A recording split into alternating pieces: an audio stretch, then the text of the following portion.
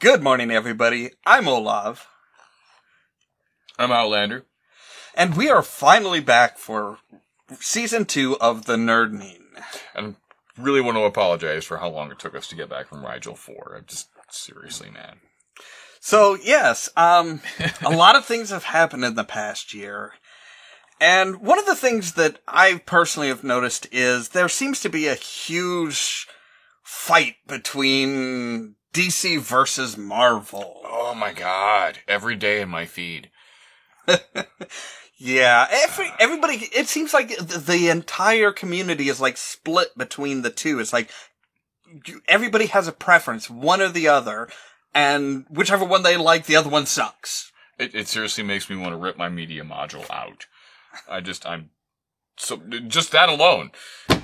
So that's going to be our topic for today. We're going to be comparing Marvel and DC. As we said earlier, welcome back to the Nerdning.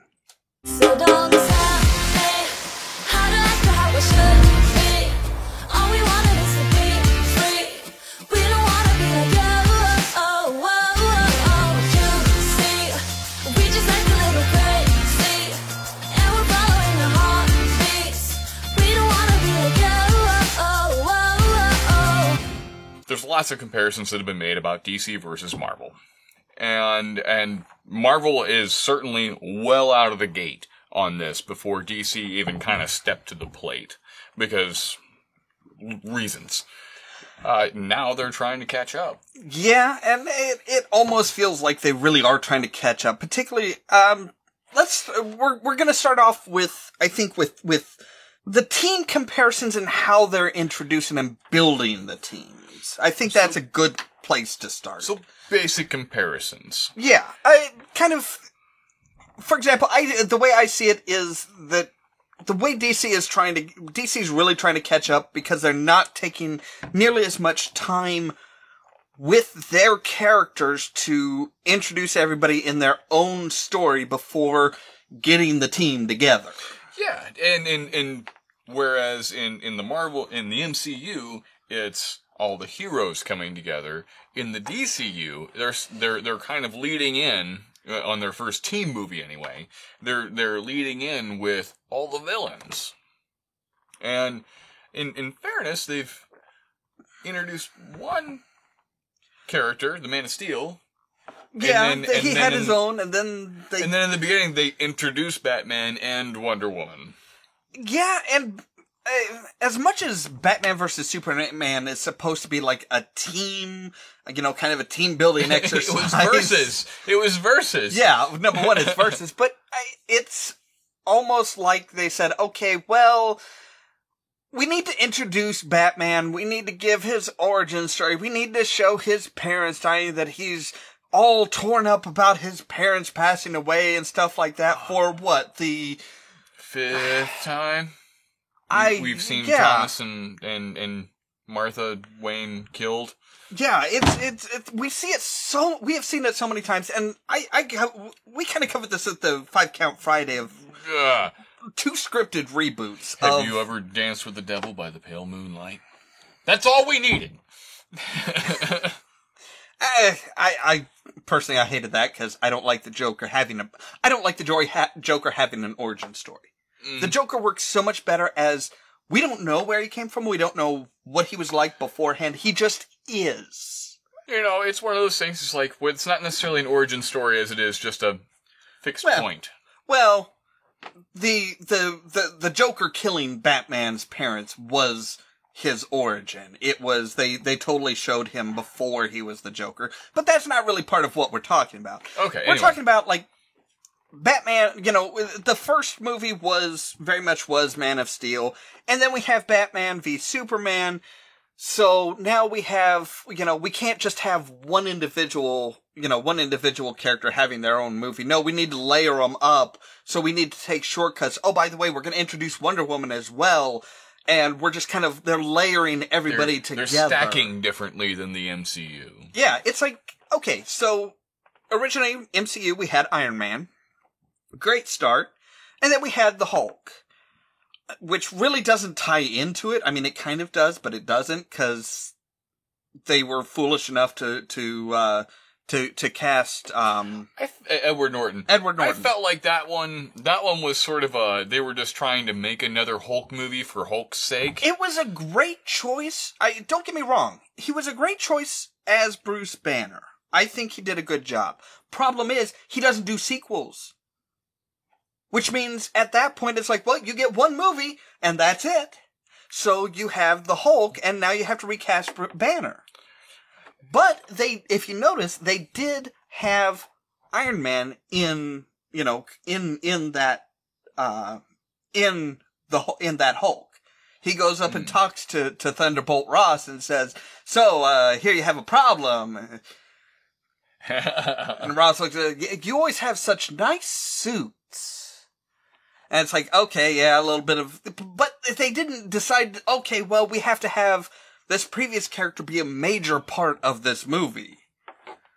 Yeah, and that makes me think that the Hulk was always kind of a second, backseat character to the idea of the Avengers. That they wanted to go ahead and include the Iron Man and everything else in that particular reboot from the Eric Bana version.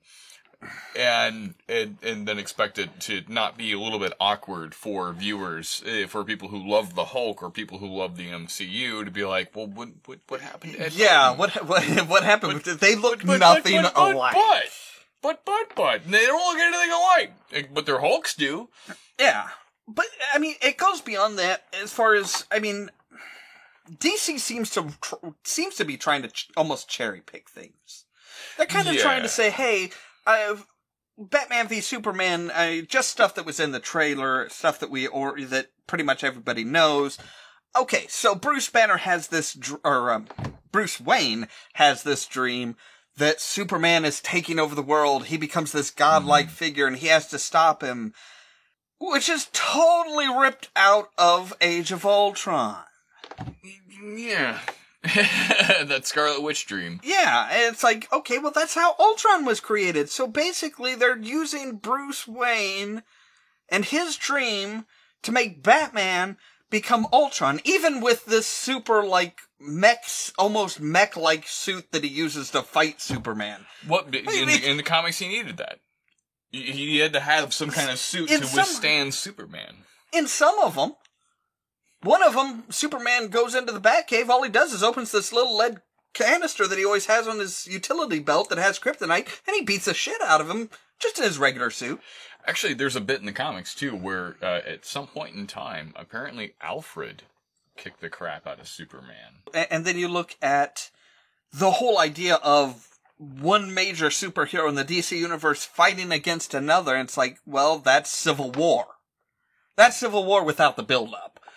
Yeah, and so that was kind of my thing. So I was thinking about how we've been discussing it, and I was thinking about how so the DCU will just start. We know where somebody's going to officially start calling it the DCU. So let me coin the term here. Technically, it should be DCCU, Detective Comics Cinematic Universe. All right, politically correct. DCCU is the one we're running with here. I think most people do refer to it just as DCU. The DCCU versus the MCU. So the MCU, they set it up in such a way that you had all your origin stories for every different characters that would eventually come together into this big story, and Azoth Goth lives. Now, with the MCU, what makes me feel like they're cherry picking that stuff is they say, well, how do we try to do something different? What are we going to do to be different and not steal their formula? Because if we steal their formula, then there is this powerhouse behind that can sue us for it, and then we lose everything. We might even lose our rights, and then they suck that in and do whatever the hell they want with it. Yeah. So that's a reasonable fear. It's a reasonable fear, but what do you do going forward? I mean, it's a working model for sure. So that's where I feel like they dug up the Suicide Squad and said, well, wait a minute, why don't we start with the villains? Wait a minute, why don't we make these villains kind of be good guys? And then, oh wait, this other branch of our studio that's all the way over here, we can try to lanyard onto that and attach ourselves to the Batman versus Superman movie somewhere down the line. Where the Justice League either fights the Suicide Squad or employs the Suicide Squad. Those sorts of things. So the Suicide Squad for me is kind of a testing the waters, but there's a lot of money involved to be testing the waters. Well, that's why they did the individual stories in the they're MCU. not really testing the waters as much as some people think. They're trying to pull a cannonball here. No, they're trying to pull Guardians of the Galaxy. Yes. Flat out. I mean, the whole idea of criminals being recruited to be heroes, or at least do the right thing to save their own skin, is very much Guardians of the Galaxy. And also the whole idea of, I mean, look at Suicide Squad. They didn't introduce anybody. That was one of the main complaints that a lot of the critics had, was that they didn't take the time to actually introduce the individual characters. They just kind of gave us like a 4 or 5 minute flashback as to their origins, and then boom, we're off to the show. Well, even up until just a couple weeks ago, all we had was, oh, that actually is Slipknot. Oh, that actually is Boomerang. Yeah, Who the hell are these people? And you look at Guardians of the Galaxy, they did the same thing. They said, hey, we're going to introduce all these characters. Yes, they're established in the comics, but anybody who doesn't, like, read the comics or watch, like, the cartoons, some of the cartoon shows, they're not going to really know that who the Guardians of the Galaxy are. That's part of what made Guardians work so well, too, was it was just, boom, here's your characters. You know, and they lead into each of them. They here are your characters, and then you have the opportunity to learn to like them within the same feature. They don't need their own film. And that's because one of the things. The film would have been overkill. You know, there's enough story for each of those characters that you could do a feature film for each of them. Yeah. But they boiled it down to who these people are in this moment in time, and you learn. And that's kind of the audience reactions to Suicide Squad, is that, hey, no, we don't get a whole lot of backstory, but we see the characters develop and kind of hang out. And I think the major difference that I feel as far as the two is Guardians of the Galaxy aren't forced together.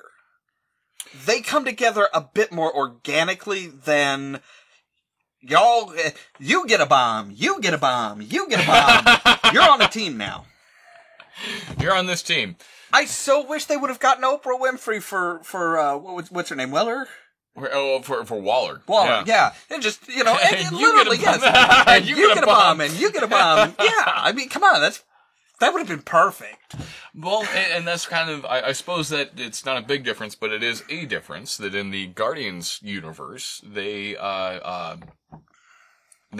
quite simply, it was the destruction of the universe. Well, it was kind of that. Everybody met in prison. Everybody met in prison, but everything that lives worries about the destruction of the universe. It's just that thing they're constantly putting off. But Rocket and Groot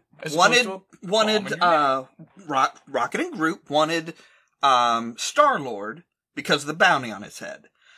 Gamora saw a way to get, Gamora was after the orb that he had. Mm-hmm. So she wanted him for the orb, and Drax wanted to kill Gamora, therefore he wound up helping them escape, and they all kind of came together as enemies rather than, you're going to work together. Everybody wanted something different. It just happened to center all around Star-Lord. I'm still giggling. Gamora wanted him for his orbs. So the big difference I have that I find interesting as far as Guardians of the Galaxy and Suicide Squad is how they rank on different on different sites. I actually have notes.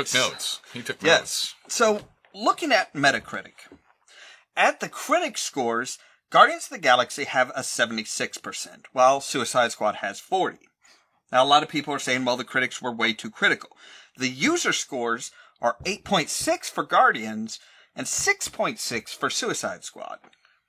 So there's still a decent, not as big of a gap. Is everybody remembering algebra class right now? Rotten Tomatoes, the critics give it a 91% versus 26% for Suicide Squad, which that does seem a little harsh. Now, the user scores are 92% for Guardians, 69% for Suicide. That's a bit more what I expect to see overall by the time everything's done. Now, granted, Guardians is out on DVD. People have seen it on Stars and stuff like that. Come back to review it, not... Yeah. Now, IMDb has Guardians at 8.1 out of 10, and Suicide at 6.8 out of 10. It's dragging in points. It's like a political election. Kind of, yeah. But it's one of those, I think that's what we're really gonna kind of see is the difference in the difference in the movies. And I have a feeling that those numbers probably are gonna stay pretty close to that. That's what I'm going to predict anyway. And it's, like I said, it's just down to who did the no single movies, bunch of outlaws coming together to fight whatever. Now, to be fair, in all fairness, the trailers for Guardians of the Galaxy and the trailers for Suicide Squad, I love them equally. I love them equally, and for much the same reason. There's lots of nostalgia. There's lots of action. It's a trailer. I've heard some rumors as far as one of the reasons why Suicide Squad isn't doing as well is because of what was shown in the trailers. And the Joker doesn't play as big a role as they make it out to be. There's probably something else we could talk about on another time, but I hate dishonest trailers. So, now, beyond just the cinematic universes, let's delve real quick into the characters themselves. Now, we're kind of more looking at the comics. We're kind of more looking at the general idea for the characters themselves. Yeah. And there's a lot of crossover. I mean, there's Batman and Iron Man, honestly, are both billionaires that put together gadgets to help them fight crime. And we have Green Arrow, and we have Mantis, and Black Panther, and I'm gonna stop.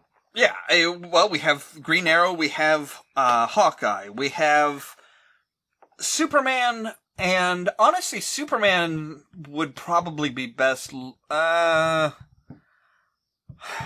Some people put him with Hulk because of the strength and stuff, but the Hulk is very angry, where Superman is not. I think the closest Superman comparison would actually have to be Captain America, because both of them are that upstanding Boy Scout that whether that's. I want to know if Superman can lift Thor's hammer. That's actually, side note. They never explore. I haven't seen them explore Superman lifting Thor's hammer, but Wonder Woman is worthy. Okay. She has picked up Thor's hammer and used Thor's powers. Oh. To fight, I think it was to fight Storm. Oh. That was the big MCU MCU universe. is a big place. It's a big place. Well, no, that was the big crossover, DC versus Marvel. And I would like, I wonder if the DCCU can pull this off. If they can, create something out of the Justice League and everything, instead of constantly losing money and just foisting new movies on us, room for really good writing. I wonder if this might ultimately lead to a DCCU versus MCU. That would be interesting. Series. Yeah. I can see a film series of that, because there's so many characters. Like they had to write so many different comics just to put all of them together. Now, the interesting thing that I noticed as far as the difference between the characters is who they really are. You look at Iron Man. Iron Man is Tony Stark. He is that playboy, even in armor, even on the battlefield. He is still cracking the jokes. He is still hitting on the women. He is Language. still, he is still just, he is Tony Stark. He's that playboy millionaire no matter what. Then you look at Batman. He's What is also Batman? a playboy millionaire. He is, but not really. That's his disguise. That is his disguise. Because 'Cause when he's even out in when the he's- field, he's not cracking jokes. Jokes. Even when he is Bruce Wayne, he's still got that. He is still always on the lookout for a criminal. He is still on the lookout for somebody to some always justice. Yes, he is Much always like Batman. Superman. Oh, okay, this is why. Okay, the dichotomy. I just got this. So Superman is always Superman wearing Clark Kent as a costume. Batman is always Batman wearing Bruce Wayne as a costume. Captain America gained his powers because of who he was at heart, because he was that good, upstanding person. Iron Man is always that kind of, that kind of The difference between Tony playboy. Stark and Iron Man is the suit he puts on. Yeah. Whereas the difference between Batman and Bruce Wayne is the suit that he takes off. He takes off the Batman suit, but he's still Batman. He still has that mentality, that focus, that desire for justice. Justice. And and you look at all the different people, and that's really the difference between the two as far as the comics is who they really are. Now, there are some that, that really, yeah, he's like, I hate to say it, but Green Lantern. Green Lantern is just kind of himself. He was just always kind a of jackass. Well, But a some skilled of them. jackass. Hal Jordan was always just kind of himself. Now that's actually an interesting point with Suicide Squad. I gotta bring this up. I have to bring this up because this is the best. Spoiler alert. No spoilers. Not even a spoiler. Not even a spoiler. Not spoiler alert. One of the websites that I saw that everybody's like commenting on and really focusing on was why everybody is wrong, and Suicide Squad is the greatest movie ever. One of their arguments was it has a higher rating than Catwoman, Green Lantern, and Superman 4. The 3 worst DC movies of all time. Which basically means it's a flaming plane that just hasn't crashed It's yet. like, I don't think they realized that, hey, we can't come up with a 4th one. So what they're really saying is, this is the 4th worst DC movie of all time. It's like, if you can't... Did you think about this? Yeah, it's like, why bring that up? Why are when you bothering me with this? Yeah, you can't make it good. You can't make it worthwhile. You just kind of... So... That's a terrible argument. It's a terrible argument. So here's the question: which do you have a preference? Do you have a preference? No. I grew up in the whole world of, are you Star Wars or Star Trek? I'm like, I like them both. Yeah, And that's for their own merits. I agree. It's one of those things where the people that are like, oh well, Marvel sucks, DC's so much better. You have to realize that if it weren't for Marvel's Avenger line, you wouldn't have a Justice League. Avengers proved to DC and Warner Brothers that this can be done well. This can make money. My only addendum to that is that it proved to several other studios that this sort of stuff is possible with smaller properties, too. And the people that say that Marvel's awesome, DC sucks, if it weren't for Tim Burton's Batman, and if it weren't for Nolan's Nolan's Dark Knight. Dark Knight series, I'm or gonna call Batman it Dark Begins. Knight. Batman Begins in particular. If it weren't for those, Disney probably wouldn't have bought Marvel and started and really said, hey, we can do this. Comic book movies in general can be popular and can make us money.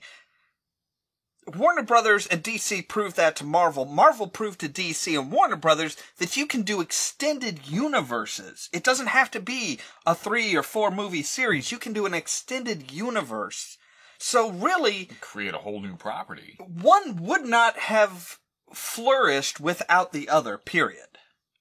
I mean, that's just... Yeah, DC had Batman and Superman back in the day, and those were great, and those were popular, those were worth it.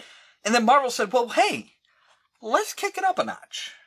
Let's not just have a series of movies here, but let's have this movie connect to this, connect to that, and then bring them all together. So really, you really can't have a favorite because neither one of them would be doing nearly as well if it weren't for the other. It's truth, because back in the 80s, when these comic book movies would come out randomly, or your Tromaville videos would come out and stuff like that, and there'd be comic spin-offs of stuff like that, they were always standalone. So we are actually witnessing a historical event. True. Where we're seeing series, cinematography history, we're seeing empires being built that may or may not intersect. But there's already the Flash series on Netflix, and now we've got the Flash in the Justice League trailer. There's totally unrelated though. Those are totally unrelated. Also, Flash is on CW. Oh, okay, not cool. exclusively Netflix. Not exclusively Netflix. It's CW first. But point being, there is plenty of information out there for viewers to see to keep them interested. Yeah. And they're expanding that model. And it's the first time in cinematography history that we're really seeing such a broad effort. So I appreciate it. I'm digging it. I'm paying for the movies.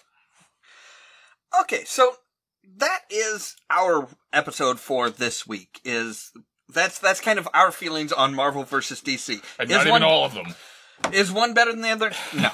They are really kind of different things, and they should try and do their own thing. DCCU is still kind of juvenile, MCU is well established, so it's too early to call it kind of thing. Yeah, but DCCU is kind of, they are just getting started. Mm-hmm.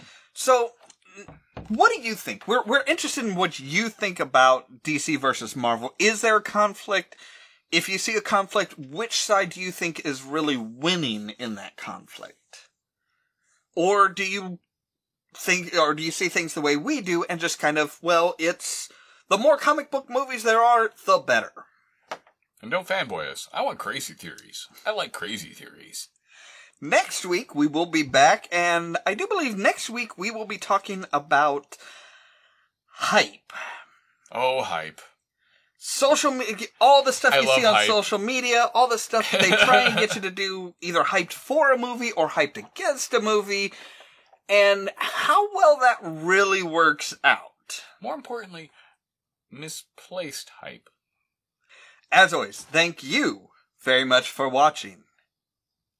And stay tuned for more from Olaf Productions. And The American Machine.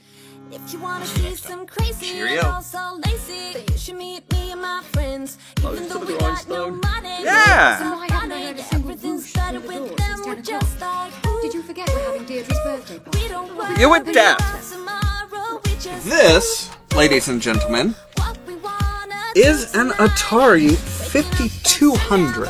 I've never actually played one.